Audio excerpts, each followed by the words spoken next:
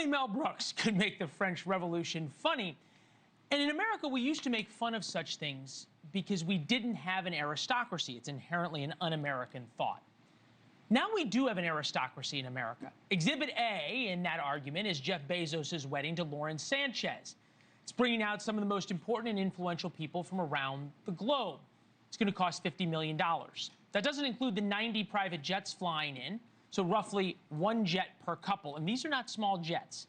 They are bigger than some commercial airliners, which gets us back to the French Revolution. There is an American aristocracy now. With us now, Ana Marie Cox, columnist for the New Republic, host of the Past Due podcast. It's always fun to have you. Americans never were resentful of Sam Walton or Warren Buffett. They were seen as great American successes. If they did it, you could do it too. And now you see Bezos and Elon Musk and Larry Ellison and others, and Americans don't feel that way anymore. Why not?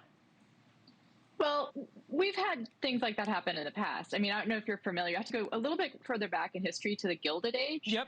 When we had another, uprising against this. And then also earlier than that, 250 so years ago, I think there was a uprising against the aristocracy as well.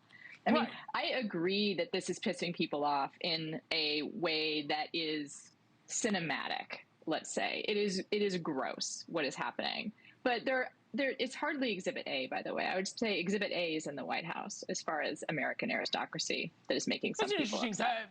It's an interesting concept. I don't know. I don't know what's making people angry.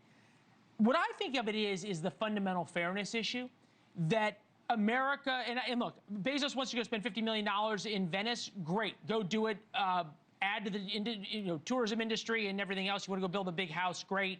Fly in your private jet. Awesome. Spend money on caviar. Go for it. I think this points out in taps a different emotion. And it's the emotion that before people felt America was fair.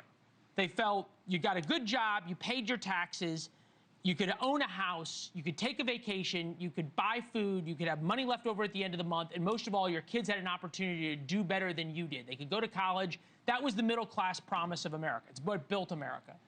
But people don't feel that way anymore. Therefore, when they see stuff like this, they're angry. Well, I think it actually hasn't been true for a while that Americans could really see generational wealth rise, right? There's been an income gap that's been growing for decades. I think what's happening now is kind of what we see is catching up with that.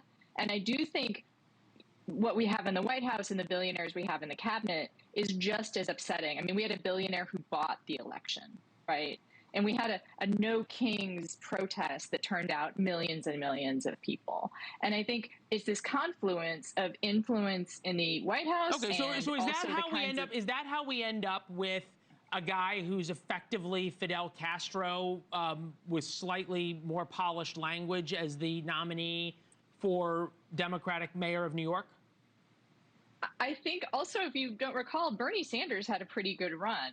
As far as like getting the nomination, Democratic nomination for president. I mean, people have been upset about this for a while. I do think that there's starting to be a generation of people for whom the word socialist is not a dirty word. Right, and I think all of a sudden you see this and you say, fine, but you think about Mamdani and you connect it to that feeling of unfairness, and all of a sudden, but what I can't figure out is how people look at defund the police, rent control, government-run grocery stores, and abolish ICE. Those are his words, not mine. How people look at that and say, oh, that's going to solve the problem. It's a start. I mean, you're talking to the wrong person. It's a start to be Caracas. Like, those sound like great things to me, I think that also he can't abolish ICE, right? Like what he's saying is he wants to not have the police help. He doesn't want New York agents to help ICE. I know what you're saying. And also, I mean, I think that he's talking about putting grocery stores in food deserts. I think that there's perfect willingness to have private organizations do. It's not what he said. But anyway, I think you and I are on the same. That I think that this solves a lot of problems. What people are hearing is, I live in a food desert and I would like to have that. I am seeing my neighbors getting pulled away in unmarked vans. I would like someone to do something about that. I hear you. I would like free buses. People are angry. Yeah. You picked up on it. Ana Marie, I got to go. They want change. But thank you. No, people do want change. Tomorrow. Right, thank you. Thank you for watching. Subscribe below and download our NewsNation app right now on your phone, and you will get fact-based, unbiased news for all Americans.